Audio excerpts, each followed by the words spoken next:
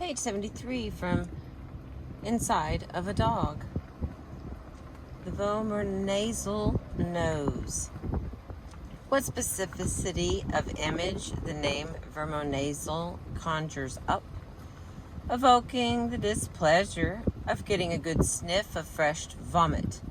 The vomer is actually a description of the part of the small bone in the nose where the sensory cells sit. Still, the name seems somehow fitting for an animal that is notorious for coprophagia, feces eating, and that may lick another dog's urine off the ground. Neither act is vomitous for dogs. It's just a way of getting even more information about other dogs or animals in the area. The vomeronasal organ, first discovered in reptiles, is a specialized sac above the mouth or in the nose covered with more receptor sites for molecules. Reptiles use it to find their way to find food and to find mates. The lizard who darts out its tongue to touch an unknown object is not tasting or sniffing. It is drawing chemical information toward its vomeronasal organ. These chemicals are pheromones, hormone-like substances released by one animal and perceived by another of the same species, and usually prompting a specific reaction, such as readying oneself for sex, or even changing hormonal levels. There is some evidence that humans unconsciously perceive pheromones, perhaps even through a nasal vomeronasal organ. Asterisk. The psychologist Martha McClintock was the first to seriously study pheromone detections in humans. She and others have done savvy, fascinating studies of how our behavior and hormonal rates may be affected by pheromones or pheromone-like hormones, but the jury is still out and loudly arguing on these claims. Dogs definitely have a vomeronasal organ. It sits above the roof, the hard palate of the mouth, along the floor of the nose, the nasal septum. Unlike in other animals, the receptor sites are covered in cilia, tiny hairs, encouraging these molecules along. Pheromones are often carried in a fluid. Urine, in particular, is a great medium for one animal to send personalized information to members of the opposite sex about, say, one's eagerness to mate. To detect the pheromones in that urine, some mammals touch the liquid and do a distinctive, mortifying, lip-curling grimace called flamen. The face of a flaming animal is notably unlovable, but it is the face of an animal who is on the hunt for a lover. The flamen pose seems to hurtle the fluid toward the animal's vomeronasal organ, where it is pumped into the tissue, or it is absorbed through capillary action. Rhinos, elephants, and other ungulates, flymen, regularly do so. Bats and cats, which have their own species variations. Humans may have vomeronasal organs, but we do not flymen. Neither do dogs. But a regular observer of dogs will notice an often very intense interest in the urine of other dogs. Sometimes an interest which lures them right up urine, especially urine of a female in heat. This could be their version of flamen. Even better than flamen is keeping the outside of the nose nice and moist. The vomeronasal organ is probably why a dog's nose is wet. Most animals with vomeronasal organs have wet noses too. It is different for an airborne odor to land squarely on this organ, since it is situated in a safe, dark interior recess of the face. A hearty sniff not only brings molecules into the dog's nasal cavity, little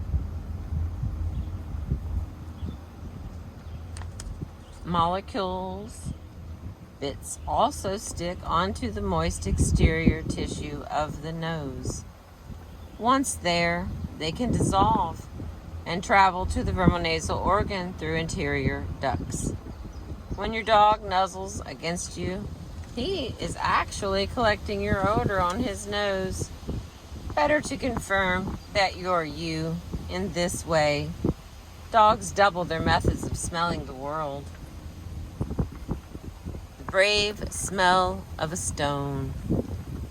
When Pump got her nose into a good smell in the grass, when she really dug her nose deeply into the earth, I came to know what was going to happen next. She'd hop around, re-sniff the smell from different angles, and then take a tentative swipe at it, appending a dollop of turf. More deep sniffing, some licking, smushing her nose into the ground, and then the climax, an unrestrained dive into the smell. Nose first, throwing her whole body down after it, and wriggling madly back and forth. What then do these noses enable the dog to smell? What does the world look like from the vantage of a nose? Let's start with the easy stuff for them, what they smell of us and of each other. Then we might be ready to challenge them to smell time, the history of a river stone, and the approach of a thunderstorm. The smelly ape. Humans stink. The human armpit is one of the most profound sources of odor produced by any animal. Our breath is a confusing melody of smells. Our genitals reek. The organ that covers our body, our skin, is itself covered in sweat and sebaceous glands, which are regularly churning out fluid and oils, holding a bit of ourselves on them, a slough of skin, with its clutch of bacteria steadily munching and excreting away. This is our smell. Our signature odor. If the object is porous, a soft slipper, say, and we spend a lot of time touching it, putting a foot in it, clutching it, carrying it under an arm, it becomes an extension of ourselves for a creature of the nose. For my dog, my slipper is a part of me. The slipper may not look to us like an object that would be terribly interesting to a dog, but anyone who has returned home to find a ravaged slipper, or who has been tracked by the scent they've left thereon, knows otherwise. We needn't even touch objects for them to smell of us. As we move, we leave behind a trail of skin cells.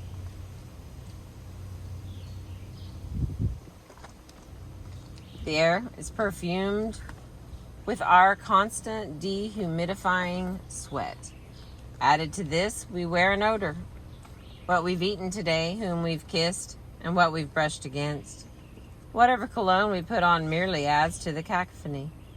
On top of this, our urine traveling down from the kidneys catches odorous notes from other organs and glands. The adrenal glands, the renal tubes, and potentially the sex organs. The trace of this concoction on our bodies and our clothes provides more uniquely specific information about us.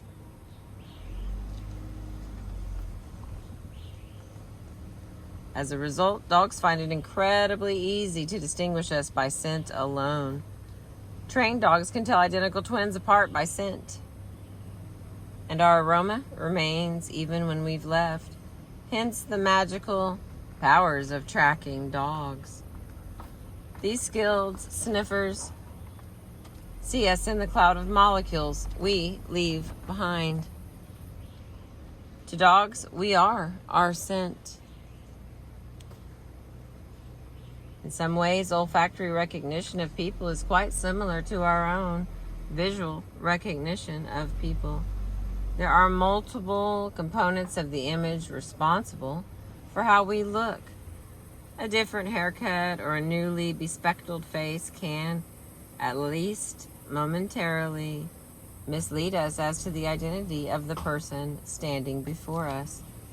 I can be surprised at what even a close friend looks like from a different vantage or from a distance. So too must the olfactory image we embody be different in different contexts. The mere arrival of my human friend at the dog park is enough to set me smiling. It takes another beat before my dog notices her own friend. The odors are subject to decay and dispersal that light is not. A smell from a nearby object may not reach you if a breeze carries it in the other direction. And the strength of an odor diminishes over time. Unless my friend tries ducking behind a tree, it's hard for her to conceal her visual image from me. A wind won't conceal her, but it might conceal her from a dog momentarily. When we return home at a day's end, dogs typically greet our cocktail of stink promptly and lovingly.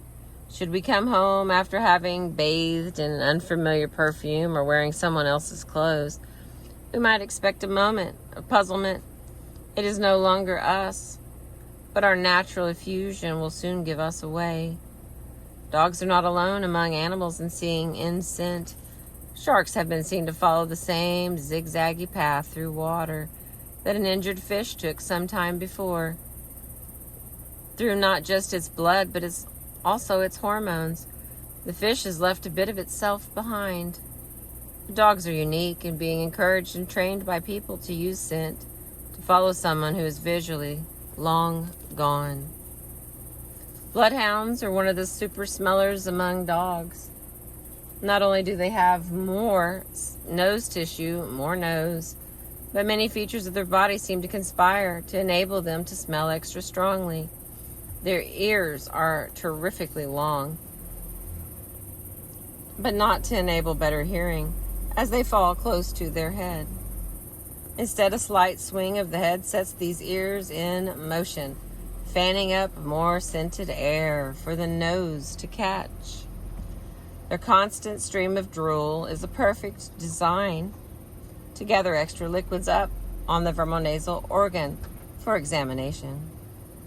Basset hounds, thought to be bred from bloodhounds, go one step further. With their foreshortened legs, the whole head is already at ground scent level. These hounds smell well naturally. Through training, rewarding them for attending to certain scents and ignoring others, they are easily able to follow a scent left by someone or from many days before, and can even specify where two individuals parted ways. It doesn't take very much of our odor. Some researchers tested dogs using 5 thoroughly cleaned glass slides, to one of which a single fingerprint was added. The slides were put away for a few hours or up to 3 weeks. Dogs then got to examine the array of slides and tried to choose the human slide. They were rewarded with a treat if they guessed correctly, which is sufficient motivation for them to stand and sniff at glass slides. One dog was correct on all 6 of 100 trials. When the slides were then placed outside on the building roof for a week, exposed over the course of the 7 days to direct sun and rain and all manner of blowing debris,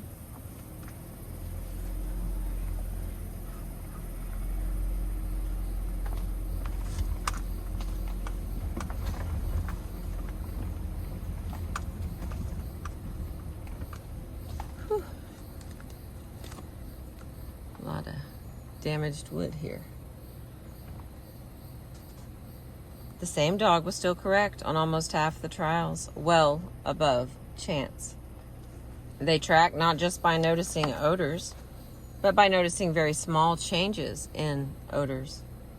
Each of our footsteps will have more or less the same amount of our scent in it.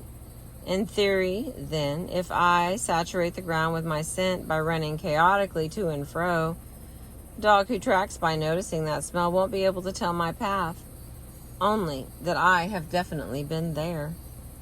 But trained dogs don't just notice a smell. They notice the change in a smell over time, the concentration of an odor left on the ground by, say, a running footprint diminishes with every second that passes. In just 2 seconds, a runner may have made 4 or 5 footprints, enough for a trained tracker to tell the direction that he ran based just on the differences in the odor emanating from the first and fifth print. The track you left as you exited the room has more smell in it than the one right before it. Thus, your path is reconstructed. Scent marks time. Conveniently, instead of becoming inured to smells over time as we do, the vermonasal organ and the dog's nose may regularly swap roles to keep the scent fresh. It is this ability that is exploited when training rescue dogs, who must orient themselves to the odor of someone who has disappeared. Similarly, scenting dogs who trail a criminal suspect are trained to follow what is delicately called our personal odor generation, our natural, regular, and entirely involuntary butyric acid production. This is easy for them, and they can then extend the skill to smelling other fatty acids too. Unless you are wearing a bodysuit made entirely of scent-proof plastic, a hound can find you. It's page 79. Thank you for listening.